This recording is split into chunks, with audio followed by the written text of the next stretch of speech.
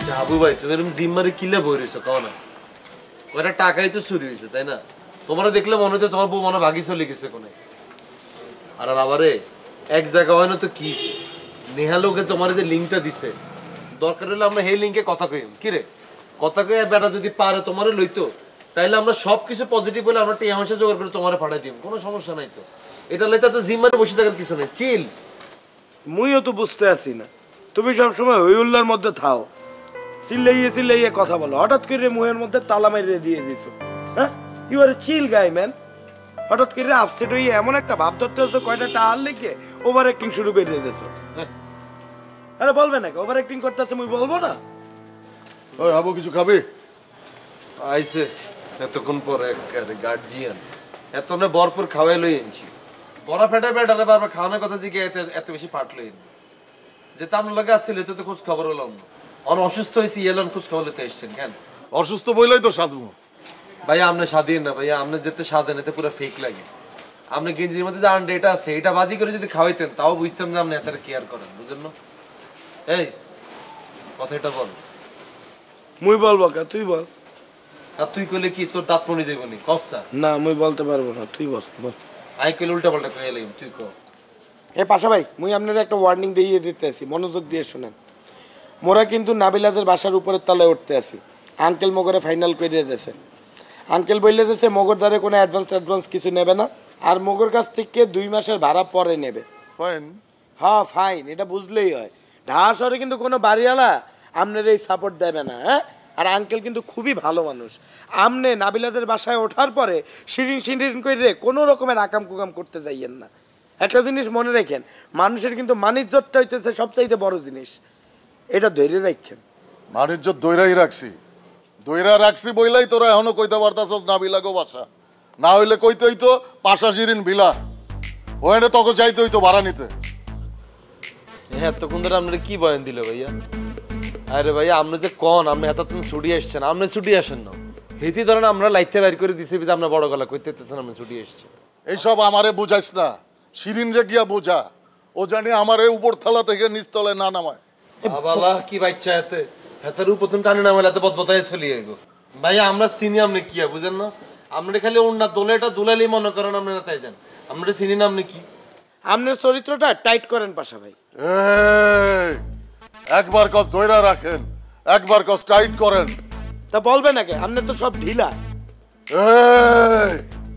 তোর তো এত সত্য কথা তো বারবার কইতে কই না তুই এরকম করছিস কি দেখতেছিস বা ডেকে জিম মারি বই রইছে ওই তোরা একখানে দুঃখ কষ্ট থাকবি কোন আলাপে চলে গেছিস তোরা এত আলাপ করে কোনো লাভ আছে এতার পাশে করে ডাকলে তো লোম খাড়াই যায় ওই আবু চল এটাই সে যাবে না সেখানে বসে আছে মদের সাথে আমনে যান ওর হাঁটার দরকার আছে বেটা নাইলে ঝরঝর হইব না আয় ভাইয়া এতে যথেষ্ট জ্বর জ্বরা আছে ভাইয়া আপনি যান খানার টাইমে খেলে খানাটা ঠিকঠাক ভাবে দিন তাইলে বুঝেন না যান থাক বইসা হ্যাঁ যান আই শিওরা তো আমি কোনে যাবে জানোসি এত নাবিলাগো বিল্ডিং এটা চাইবো তুই আর কথা লিখি রাখ কেটে হ্যানে যাইতেছে আরে বেটা শিরিন মগর আন্টি হয় এটা কি এতে বুঝিনি ইরে তোর দাদু কি এরকম হইছে কেমনে রে তুই কারে বলো তারে বললে লাভ কি সেও তো একই রকম তুই বুঝো না সে তোর আম্মারে বইন বানাইয়ে ফেলে তোর খালারে আগুন বানাইয়ে ফেলে বেটা তুই মাঝে মাঝে অনেক বাড়তি কথা কস এটা তোর আর ভালো লাগে না এত কথা বলস কেন তুই যা বাসার যা এই হাবু ভাই তুমি আমার লাগে আইও সাই আইও বংদরিও না এরকম আইও টিয়া হইসা গেছে টিয়া হইসা আইবো এটা নিয়ে কোনো টেনশন করে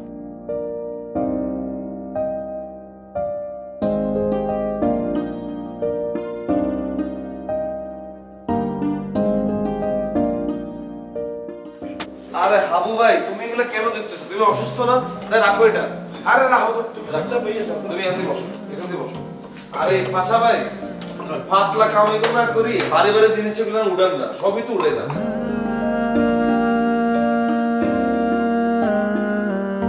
শুভ হ্যাঁ ভাই আমি তো বলে এগুলো একটু বিছাইয়ে দিচ্ছি তোমার কিছু করতে হবে না বইয়ে যাও কইলাম না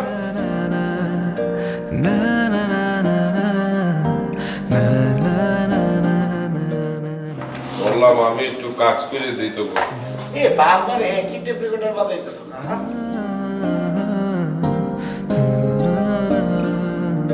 এখানে কি ফেরেক লাগাইতে গেছেন না বিশ্বযুদ্ধ করছে রে কিছু লাগে এখন খেলতে বসে গেছস আরে খেলি না সাজাইয়ে রাখ সাজা পরে খেল ভাইয়া ওই হেরোমের বিশ্বাস চাদর মাদর এরকম এই আপনার ব্যাগ এটা হ্যান্ড রেখে দিয়েছেন।